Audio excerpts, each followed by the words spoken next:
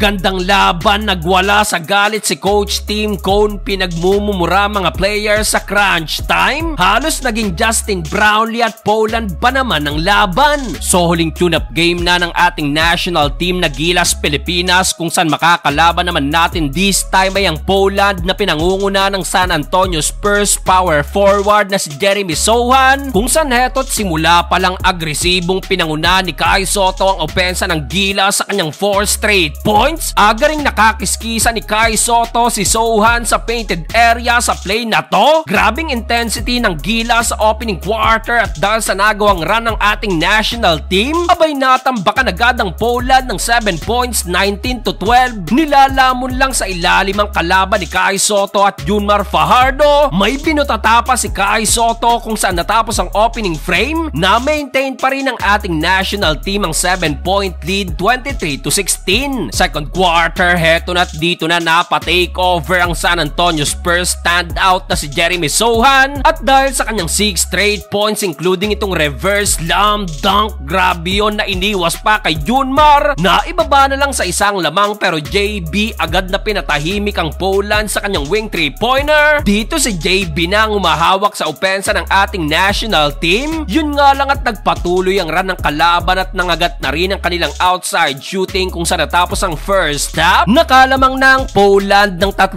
puntos, 41-38. Start of the third quarter nang agad na mapatawag ng timeout si Coach Tim Cone, dahil dito pumalo pang lamang ng Poland sa 8 points. Pero after niyan, tinding bawi ni JB na pa-take over at itinablang talaan sa all 50. A total of 19 points na si kabayan Justin Brownlee. Nakabawi nga lang ng back-to-back and one ang Poland down the stretch, pero Justin Brownlee again still binabayan sa dalawa, 58-56 end of third period. Fourth and final quarter, ganda na sana ng simula at nalibre si JB in transition, pero nahabol at nabutata. Matapos siya nagka-momentum ang Poland at nakabawi ng 9-0 run. Under 6-minute mark, napatawag ng timeout si Coach Tim Cone, dahil dito biglang namagana ang lamang sa double digit. Halos magwala tuloy sa galit si Coach Tim Cone during timeout. Pinagmumura mga players, natahimik na lang din pati commentator. Well, tila naging JB versus Poland ba naman ang laban? Buti sa dulo kahit papano uminit at nabuhayan ang opensa ni Dwight Ramos na kumana ng 7 straight points. Dahil dyan naidikit pa ng Gilas ang laban, 82-80. Yun nga lang at kinapos na rin sa oras. Panalo ang Poland, but still a good game para sa ating national team.